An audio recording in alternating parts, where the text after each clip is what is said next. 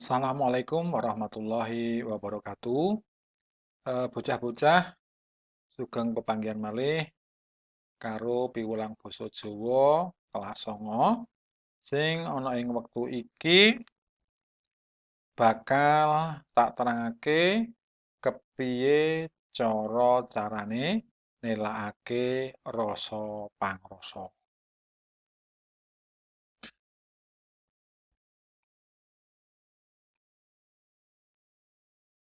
Nah, eh manungsa urip ana ing ngalam donya iku mesti mbutuhake pitulungane wong liya. Mula saka iku perlu anane tulung-tinulung lan mat sinamadan samangsane ana sanak sedulur utawa tangga teparo sing lagi nemoni musibah utawa nemoni kabegjan, awake dhewe kudu bisa nélakake rasa pangrasa jumbuh karo kahanan sing tumandu. Supaya rumaket ing pasrawungan, awake dhewe kudu bisa nélakake rasa pangrasa. Mbuh iku seneng, susah, utawa ukara kanggo nélakaké rasa prangrasa iku sejatine mung prasaja banget. Biasane mung kedadian saka pambuka, isi lan panutup. Tuladhane kaya kang kasebut ing ngisor iki. Ukara kanggo nélakaké rasa pangrasa. Nah, ukara pambuka kepareng matur dumateng titik. Nah, disebut jenenge.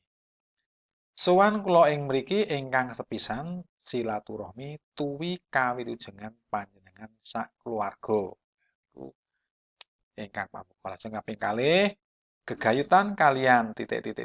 Angka 1 kuwi engko iso disebut kae. Apa kuwi ngantenan, apa kuwi ulang tahun, apa kuwi sripah lan liyane niku yo kula ngaturaken titik. Angka 2. Mugi-mugi Gusti Allah paring titik. Angka 3. Dateng titik. Angka 4 lan kalebena minangka titik. Angka 5.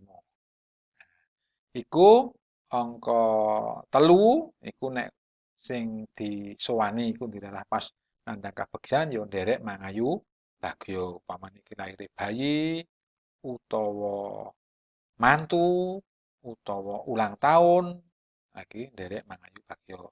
Nanging menawa sing disowani iki dilalah pas kesripan iku nderek bela sungkawa. Nomor 2 kuwi. Lajeng nomor 3, mugi-mugi Gusti Allah paring titik. Nah, nek sing nggon kanugrahan iku ya mestine paring berkah dateng nah, titik angka sekawan. Ning nek sripah ya Gusti Allah paring pangapunten dateng angka sekawan ki almarhum.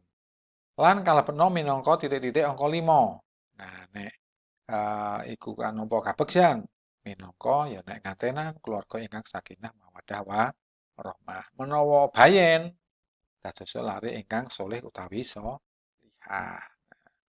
Menawi ulang tahun mugi dados umur ingkang berkah. Ning nek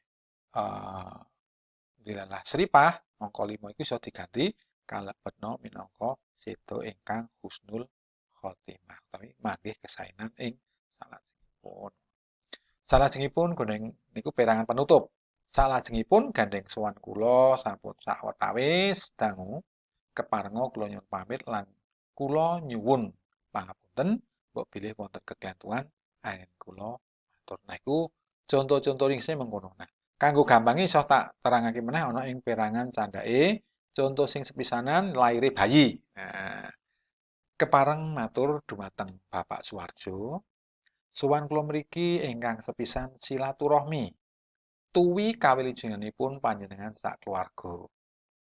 Ingkang kaping kalih gegayutan kaliyan lairipun putra panjenengan kula ngaturaken nderek mangayu bagya. Mugi-mugi Gusti Allah paring berkah dhateng putra ingkang nembe lair lan kalebetna minangka lare ingkang solih. Nek kakung utawa Sholihah menawi putri. Salajengipun gandeng sowan kula sampun sawetawis dangu, keparenga kula nyuwun pamit lan kula nyuwun pangapunten, mbok bilih wonten keklentuan anggen kula matur.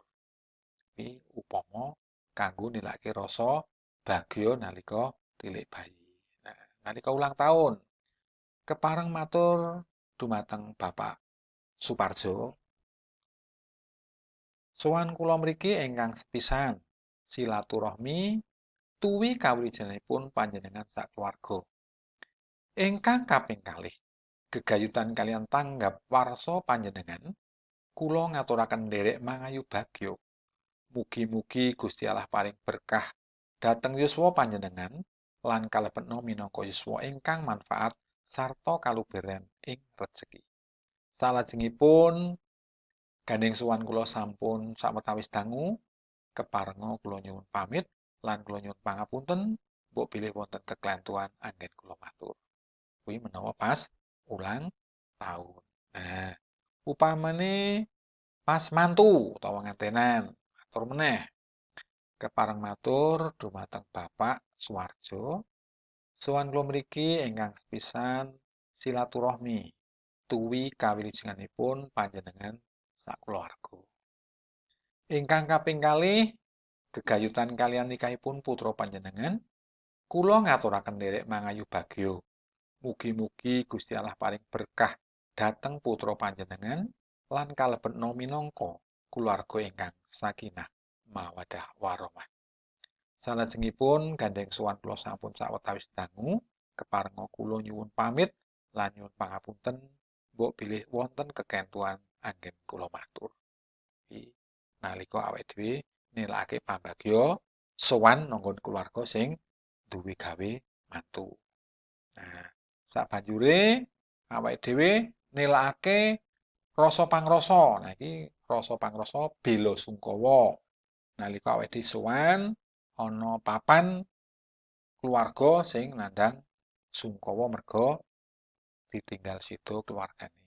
Contone, kepareng matur dumateng Bapak Suwarjo, sowan kula mriki ingkang sepisan silaturahmi tuwi kawilujenganipun panjenengan sakulawarga. Ingkang kaping kalih, gegayutan kaliyan sedanipun ingkang simbah panjenengan, kula ngaturaken nderek bela sungkawa. Mugi-mugi Gusti Allah paring pangapunten dhateng simbah panjenengan lan kalebetna minangka seda ingkang husnul khotimah. Salajengipun gandeng sowan kula sampun sawetawis dangu, keparenga kula nyuwun pamit lan kula nyuwun pangapunten, mbok bilih wonten keklentuan anggen kula matur.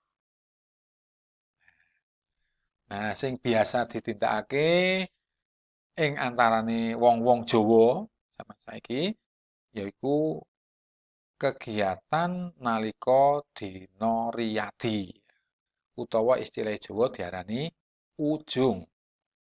Kisah dianu nggih. Iki ben kowe pas sowan nang daleme Pakde, Bude, Simbah utawa nangone tangga teparo sing luwih suwa niku iso. Kepareng matur dumateng Bapak Suwarjo, sowan kula mriki ingkang sepisan silaturahmi tuwi kawilujenganipun panjenengan sakeluarga. Ingkang kaping kalih, gegayutan kaliyan dinten riyadi, kula ngaturaken sedaya kalepatan. Mugi-mugi Gusti Allah paring pangapunten dhateng panjenengan lan kula. Kula ugi nyuwun tambahin pangestu, mugi menapa ingkang dados panjangga kula saged kasembatan. Salajengipun gandeng sowan kula sampun sawetawis dangu, keparenga kula nyuwun pamit lan kula nyuwun pangapunten, mbok bilih wonten keklentuan anggen kula matur. Nah, niku nek kanggo ujung. Nah, nek ujung biasanya kan njur ana wangsulan saka sing disowani. Nah, biasanya nek wong kuwi sik sepuh le matur ya nganggo basa ngoko alus utawa yen ngurmati ya bisa nganggo basa krama. Pareng matur matur nuwun dumateng Bapak Darmanto ingkang sepisan panjenengan rawuh mriki silaturahmi tuwi kawilujenganipun kula sakeluarga. Ingkang kaping kalih gegayutan kalian dinten yadi kula ugi nyuwun pangapunten. Mugi-mugi Gusti Allah paring berkah dhateng anak Darmanto lan kalebetna minangka lare ingkang eh, katampi siyamipun. Salajengipun menawi panjenengan badhe kundur, kula namung saged ngaturaken sugeng kundur lan kula nyuwun pangapunten mbok bilih wonten keklentuan anggen kula matur.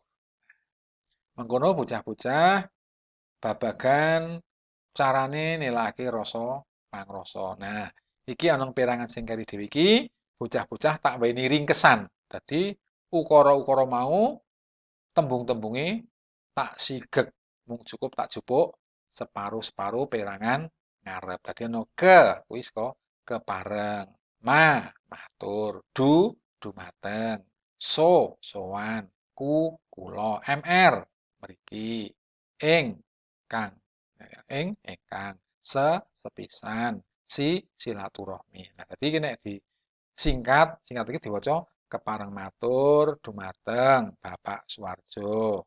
Sowan kula mriki ingkang sepisan silaturahmi tuwi kawilujenengan panjenengan sakeluarga. Ingkang kaping kalih gegayutan kalian nikahipun putra panjenengan kula ngaturaken nderek mangayu bagyo. Mugi-mugi Gusti Allah paring berkah dhateng putra lan kalebetna minangka keluarga ingkang sakinah mawaddah warahmah. Salajengipun gandeng sowan kula sampun sawetawis dangu kepareng kula nyuwun pamit lan kula nyuwun pangapunten mbok bilih wonten kalepatan anggen kula matur. Nah, iku iso tak apalke sesuk sawayah-wayah diparingi tugas kanggo nilakake rasa pangrasa ana ing wektu sing bakal teka. Lan cukup semene dhisik keterangan saka Pak Ahmadi, mbok menawa ana klera-klerune aku nyuwun pangapunten. Tak pungkasi, assalamualaikum.